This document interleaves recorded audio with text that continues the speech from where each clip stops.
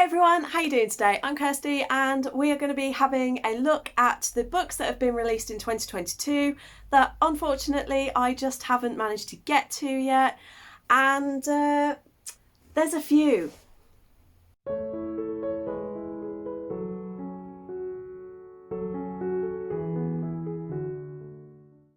A lot of these are ARCs that have been sent to me and I just didn't get round to. I also have a few ebooks and things that I will also be mentioning and talking about, and NetGalley books and things like that. But yeah, just for one reason or another, either they only got released very recently and I've got other books that I've prioritised, or I'm intimidated to read them, or for some reason I just have not gotten round to them yet. I haven't included books that I don't own, even though there are a few, including some of my most anticipated for the year, like Gallant by V.E. Schwab, that I still don't even own. So I won't be including them in the list. And then I have read 16 books this year that were released, but that's going to be tomorrow's video where I'm going to talk you through all the books that I did read. So yeah, without further ado, I'm not going to do this in any order, especially as the pile of books just fell over. So I'm just going to pick them at random and talk you through them. So I'm going to start off with the ebooks, audiobooks. I don't think I've got any audiobooks actually. But ebooks, we have The Justice of Kings by Richard Swan. This one was an ARC that was sent to me. I remember I started reading it. I got about 3 chapters in, but I was trying to read it while going through quite a nasty breakup, and I was not in the zone. My head was not in it, and I've just not gone back to it since. So that is one that I would like to, because I do remember it was interesting enough. And now that I've read a lot more adult fantasy this year, and I want to continue and make 2023 like my year of adult fantasy, I'm like, yeah, I do want to go back to that one. My tea's gone cold. It is so cold in this house that my tea's gone cold within like 15 minutes. We then have All of Our Demise, which was book 2 in the All of Our... what was it called? All of Us Villains series, which was by Amanda Foodie and Christine Lynn Herman. I loved All of Us Villains. I gave it 5 stars, and they very kindly, the publisher, sent me a free link to just access the second book because I gave the first book such a good review. I didn't get around to it at that time because that was during my reading slump in sort of June, July. And then I have since heard some things from people who loved it as much as I did, who have said that the second book is nowhere near as good, and they're now going to DNF, and a lot of people have DNF'd it, and I'm a little bit worried to get to it. I feel so ashamed to say this, but the final 2 are Nalini Singh's. I haven't read either of the new books this year, so Archangel's Resurrection, which is the Guild Hunter series, and Storm Echo, which is the Side Changeling. I haven't read either of these, mostly due to money reasons, partly due to the paperbacks not yet being released. And I'm a little bit annoyed because the Amazon, the Kindle prices are the same as the paperback. Not too happy. So I'm just going to wait for them to come out in paperback next year and get them then. Unless they come down in price a little bit on Kindle and I can get the ebooks. Moving on to the physical books that I have in front of me. We have the very first one that I got this year, which is The Bone Spindle, which was released in January. This is a Sapphic Sleeping Beauty Snow White crossover retelling, from what I understand. I don't know why I'm nervous with this one. And I've not really heard anyone talking about this book either, which I think is another thing for me. Obviously, it's not always an indication if a book is super hyped that it's going to be good, but I do find that I'm more motivated to read a book when I see someone that I admire who's like, I love this book. I'm like, oh, cool, read. So maybe I need to be the trendsetter with this one. Next up, we have actually quite a recent release, which is why I've not got to it, and that is When Women Were Dragons. This is also not my kind of typical book, but I've seen so many people raving about it and talking about how it's so thought-provoking and that it's very apt in today's society. And so I thought maybe it's time for me to broaden my reading and give it a go. Plus I got the Forbidden Planet edition, which came with a gorgeous book plate and it just, yeah, it's a very pretty book, and I will admit it was a cover buy more than anything else. We then have Daughter of Darkness by Kat and Elizabeth Court, which this one has a very big place in my heart, which is why I've been too scared to read it, because this is the book that got my products for my business into a book box. I made 200 wax melts for Paper Orange, and the lovely people over at Hotkey Books kindly sent me a finished copy of the book before it was released. And I have started it, but the one thing I did struggle with, I've not really been a Greek retelling person, really. It's never really interested me. The Greeks and Greek mythology has never been a thing that I've been that invested in. However, the book also starts very, very lore heavy, and it gives you so many names and places and people and areas, and I just got very overwhelmed. So I'm waiting until my next Audible subscription comes through next year, and I will be getting it on audiobooks. I think I might get on with it a little bit better on audio.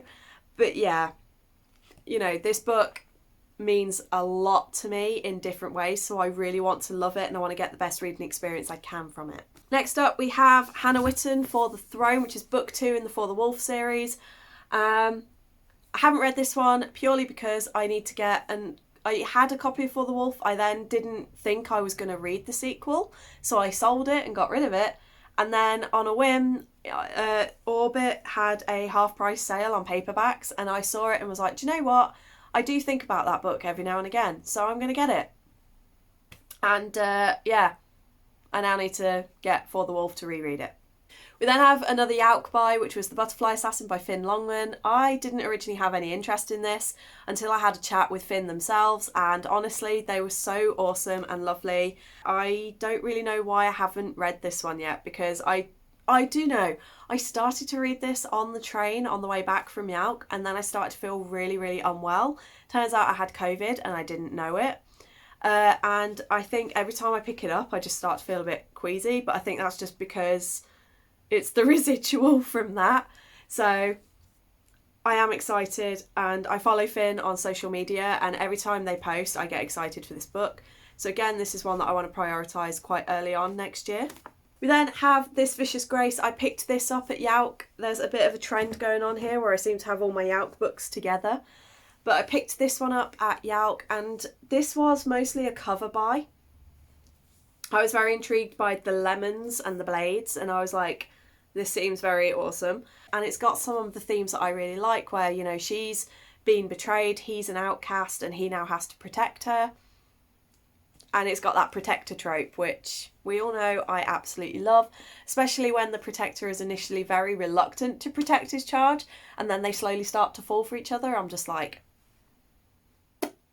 yes, give me that, give me some, give me.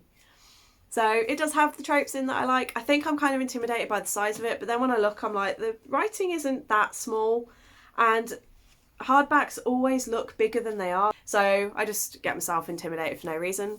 But yes, I'm very much looking forward to this one. We then have one that I've actually started, but it's another one that I picked up at Yauk, and that is Daughter of the Moon Goddess. I actually started this one about a week ago, and I am currently 34 pages in, and I am really enjoying it. I love the writing, and it immediately had a quote in there that I think I've highlighted, or I've just made a note of it because I'm not sure yet if I want to keep this one. But this is just so stunning. And I think, well, when I originally went to read it earlier in the year, I had the Fairy Loot edition, and I ended up not wanting to read it because it was so pretty. I didn't want to damage it. But like I said, I have actually started this one, and this is on my TBR for this month, so I will be getting to this. Next up, we have Delilah Green Doesn't Care, and I bought myself a copy of this, and then I bought Shah from Thoroughly Enjoyed Books a copy. So we just haven't really gotten together to buddy read it yet, and I think that's the only reason I've not read it yet, is because I would love to buddy read it. So I need to get in touch with her, and we need to sort out when we're going to actually sit, if we're going to buddy read, and when. Next up is one that only actually arrived a few weeks ago, and that is Hooked by A.C. Wise. And I picked this up the same day that I picked up 16 Souls by Rosie Talbot. So that was only in October. And yeah, it's another Peter Pan retelling. I'm reluctant because even though this sounds amazing, so far I've read 3 Peter Pan retellings that all sounded really, really good, and all 3 so far have let me down.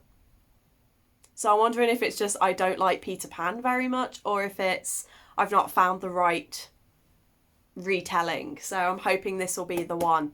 And speaking of Peter Pan retellings, we have God of Neverland, which is an adult retelling of it and follows Michael now that he's all grown up, and he's part of an agency that protects the magic of Neverland, and Peter Pan goes missing, so he has to go back to try and find what's going on, and as you can tell, he clashes with Captain Hook. I'm hoping there may be a romance in there. I don't think it will, but maybe, you never know. That would be quite cool, because if that doesn't give you I'm going to kill you, but in a minute I'm going to snog you vibes, I don't know what does. The next up is one that I got really, really hyped about at Yauk, but it wasn't yet released, so I got given a poster that I now am preserving so that if I love the book I could put it on the wall, and that is With Fire in Their Blood by Kat Delacourt, and it's just following a teen that moves to Italy, and the town that she's in, there's like whispers of magic and witches and family secrets, and she's got to find it all, and it's like dark and mysterious and magic-y. And yeah, this is another one that I picked up in October. Kind of wish I read it for Halloween, but I didn't, so I might just hold on to this for next year and read this sort of Halloweeny next year, or I might do a witchy, because I've got about 8 or 9 books that are all witchy books, so I might just do a witch reading vlog, and we'll see. And the final book that I'm going to be talking about today is one that actually only arrived about 2 weeks ago and was a complete mystery, and if you follow me over on Twitter, you probably saw me posting and being like, hey, is anyone else getting notifications from Every saying that they have a parcel for me when I've not ordered anything?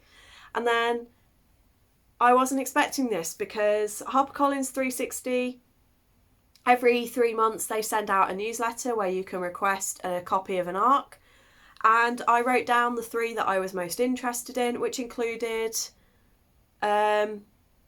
Silver in the Mists by Emily Victoria, and I got Silver in the Mists. But the book that I actually requested that I was the most excited for, and I was a little bit like, oh, I didn't get, I then suddenly got a copy, a finished copy nonetheless, through the post, just randomly.